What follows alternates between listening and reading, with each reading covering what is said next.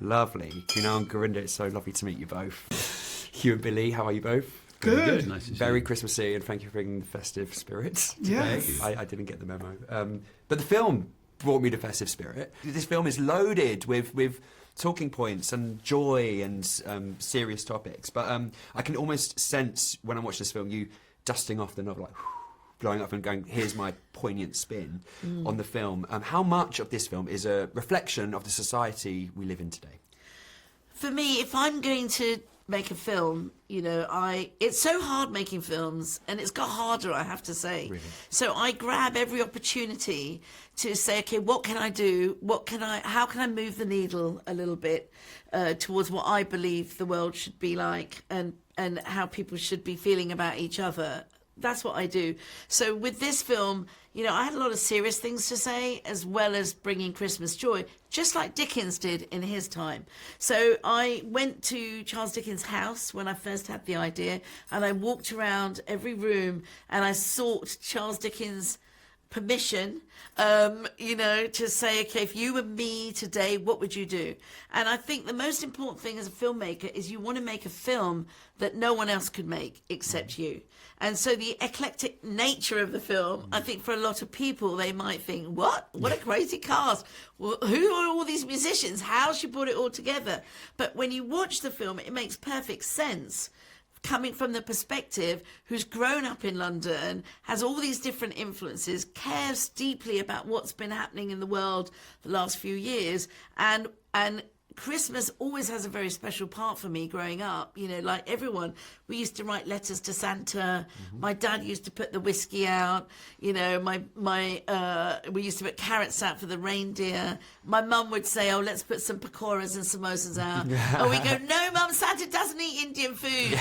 You know, and we did all that, you know, and it was such an important part of my childhood.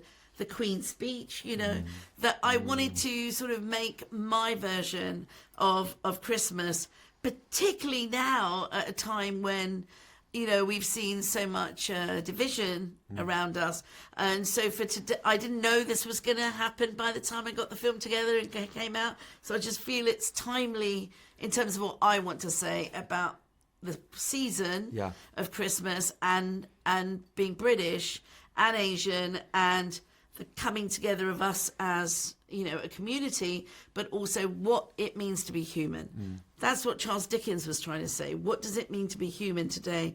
And I wanted to tell the same story. Sure. And Mr. Sood, who is the Scrooge stand-in here, it's very, you have moved the needle along, because it's a very different set of experiences that has shaped how he's become and how embittered he's become and whatnot, and that's unpacked in obviously in the way that we know with the ghosts. Well, I think it's an absolutely spot-on evocation of where we're at in terms of the crossroads of so many cultures, and the need to acknowledge that we are interlocked and living on the same planet. The attempts in so many quarters of life to create division are more potent now than they have been in decades, I would say. Overt political forces at work, which are so destructive to our common humanity. And I think, you know, the ability of art and entertainment to remind us of our common humanity is essential. And I think a film like this, for all that it is bright and boisterous entertainment, does have at the heart of it the reminder of the dignity of the human connection and the importance of it. So so I think it's, you know, yes, it's a Christmas film full of fluff and wonder and ridiculous outfits, but at its heart is that message of we are connected and we need to be. But for you, Kunal, what was, did you recognise any of those experiences that Sood had gone through in the past from your own life or from people you know? Yeah, of course. Yeah. I mean, that was really the way in, was to really, I don't like the word study, but investigate the nature of what pain is to lose your home, you know, to get kicked out and to lose your wealth and to lose, and for sort of, you know, for an Indian male, like to lose status, to lose everything, but including status. Status was the only way that during those times we would get respect, status, money. Those were the only ways. When that was taken away and you get kicked out and you have to start all over again, a lot of men in that generation are depressed, and a lot of them still have not recovered fully. So I understood the responsibility I had to take that on, and I think that was important. Sure. If you go back and look at the original novel, you will find that Scrooge was depressed. He was a manic depressive. And in fact, I read somewhere that Charles Dickens also suffered from depression and that he wrote A Christmas Carol during one of these depressive bouts as a way to try and find the humanity in people, trying to find something to live for, because he was so upset with society around him at the time. And if you know that and you go back and look at the novel, then you can see why it goes to all these different crazy places, you know, and it is... It is a story of redemption, though, and Yeah. joy, Yeah. also, and fun, and like coming out of that, and what that means to, especially in today's society, what it means to release that pain and just become wholly who you truly are. Absolutely. The scene that really packed a punch me, or the line, I should say, is a scene when he's in the newsagents and he sees the headline, the anti-refugee headline, and the line is, "The rich ones always forget their roots." Yeah. That kind of really knocked me sideways. Can you just explain that scene for me and kind of where the inspiration came from that line? Well, when I was writing, writing the script, we did have a government at the time with quite a few Asians in it, you know, who'd had a similar background of coming to Britain as refugees. But here they were, seemingly, well, not seemingly, they were very kind of cold and heartless towards people in trouble, you know, and that struck me, you know, and, you know, I didn't want to name names, but, you know, I did, for Halloween, I did dress up as Pretty Patel one year, and that was quite funny, but quite Halloween and scary, right? Yeah.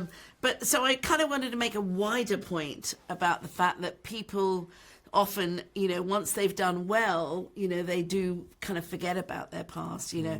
Interestingly, we had a screening of the film in Cannes, and the Indian distributor, the film's opening in India, he came out of the theatre in absolute floods of tears, and he said to me, "Fantastic, Gurinder," you know. He was like, "This film is so Indian." I said, "What are you on? It's set in London, it's so British." He said, no, this is your most Indian film, you know. And I realised what he was talking about is how people who are wealthy, how they deal with poverty. And of course, in India, people deal with that every day, right? People who've done, well, there's that guilt thing of you can come out of your fancy apartment and there are people living on the pavement next to you. So that, in a way, Dickens is alive and well in India, you know, today. Yeah. But also here, I mean, the Cratchits have a kid who's sick. They can't afford private healthcare. The National Health is, you know, really, health services trying to help them. For me, as soon as I hear the NHS, you know, that's it. For me, I'm like, game over. I'm like, oh my God, we've got to fight for it. We've got, you know, those are the things that for us, I think, are, you know, are sort of make this movie relevant today. Sure. If you've got a sick kid like Tiny Tim, and someone comes, and ultimately that's his redemption, is the poor sick kid. He's able to help him and realise that he's not cut off from, you know, poor people just because he's rich. Like, to me, that's what makes it so pertinent for Scrooge in Dickens' time and for Sood today. And it's that which brings it together. And the hardest thing, I think, about adapting Dickens is making that transformation work.